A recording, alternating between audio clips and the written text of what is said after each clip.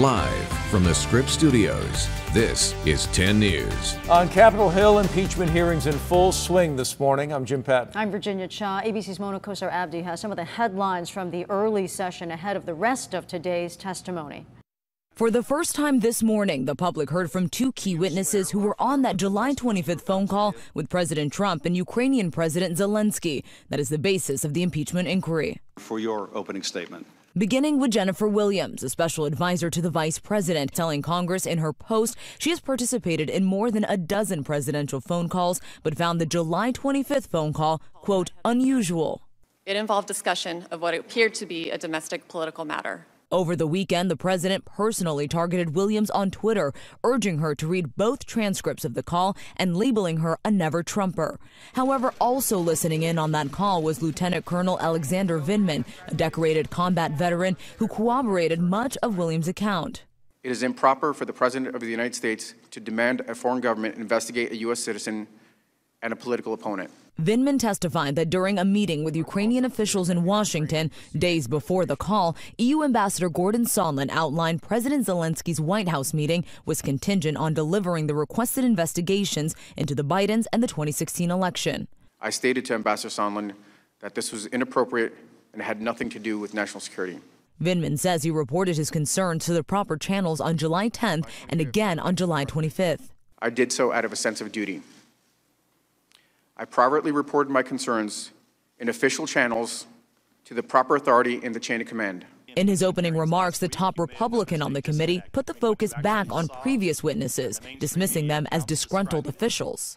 When you saw three diplomats who dislike President Trump's Ukraine policy, discussing second-hand and third-hand conversations about their objections with the Trump policy. Williams and Vindman's testimony raised the stakes for the most anticipated witness that the public will hear from this week, EU Ambassador Gordon Sondland, whom Democrats are preparing to press on his direct contact with President Trump regarding Ukraine. Mona Kosar Abdi, ABC News, Capitol Hill. Now, some local professors are using these public impeachment hearings as a teaching tool. Yeah, 10 News reporter Marie Coronel live at USD with why students, Marie, say they are benefiting from this. Yeah, and so some of these students told us that they asked their professor if they could watch the hearings in class, and now they say they've gotten to experience something they couldn't get from a textbook. You know, I believe you acknowledge that Instead of listening to their professor lecture about constitutional law, these students at USD are watching history unfold. Although we're studying war powers, now that this has come up, we definitely get to see the Constitution in action.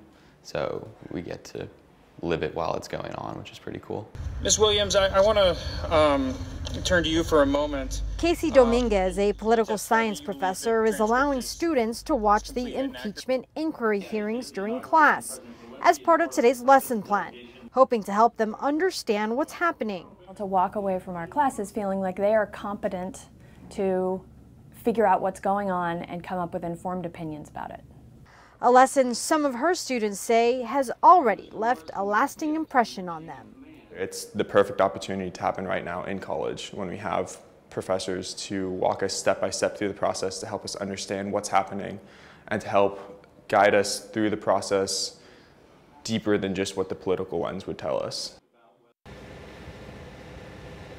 We're also told that the political science department will have those hearings on in different conference rooms so that students can watch that during their breaks. Live from USD, Marie Coronel, 10 News. Interesting piece, Marie. Thank you very much. Local Catholic Charity is suing the state of California, saying officials are preventing them from opening a shelter for victims of sex trafficking.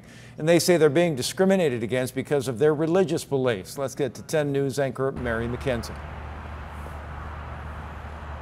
Yeah, good morning, Jim. The Catholic charity, it is Children of the Immaculate Heart. They say this case is about religious liberties. They say they're being blocked by the state from opening a shelter for underage victims of sex trafficking because of their religious beliefs, that they don't adhere to things like contraception and abortion, for example.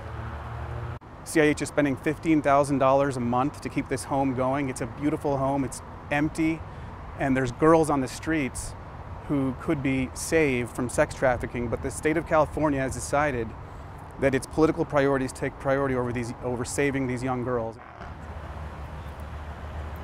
The Refuge is what the attorney's talking about, a home in a secret location that can house underage victims of sex trafficking. It's run by the San Diego charity Children of the Immaculate Heart, short-term housing and therapeutic program, and it's ready to open its doors and has been since 2017. They say the problem is state licensing officials who don't agree with their Catholic beliefs and are stonewalling the charity's ability to get their operating license. CIH says that they would allow these girls to get birth control, for example, or to attend an LGBTQ event, but that they don't explicitly support them, nor would they drive them to such an event, for example. But they say the state of California says that's not good enough. So the Freedom of Conscience Defense Fund is filing a complaint in court today on their behalf, hoping to force the state to rule on that license and, as they say, stop holding up the process. So we did reach out to the Department of Social Services with the state, and we are still awaiting a response, some kind of a statement from them. We're live in Kearney Mesa. Mary McKenzie, 10 News. Thank you, Mary. The first big rain of the season expected to hit today, as you heard, and it could fall quickly enough to lead to flooding. Signs are up across the city in areas prone to flooding. City crews say they are prepared for this. Street sweepers out in force trying to navigate the best ways around all those scooters in the way of clearing drains.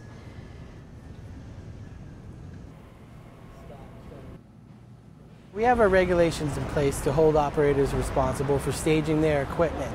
And especially in terms of, especially before the rain, when we see that, we'll be on the operators a little bit more to make sure that they're staging their scooters in the appropriate places. 15 crews from the city's storm patrol will be actively moving through neighborhoods to respond to any issues.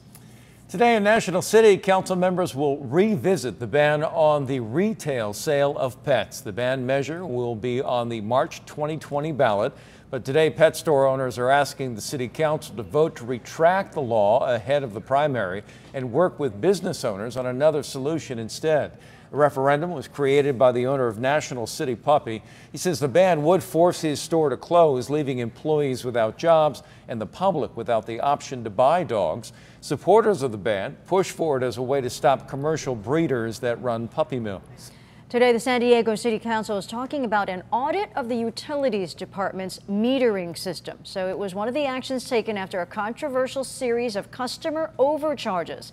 Last year, an audit found that thousands of customers received extra high water bills because of human error. Some of the bills were as high as $2,000.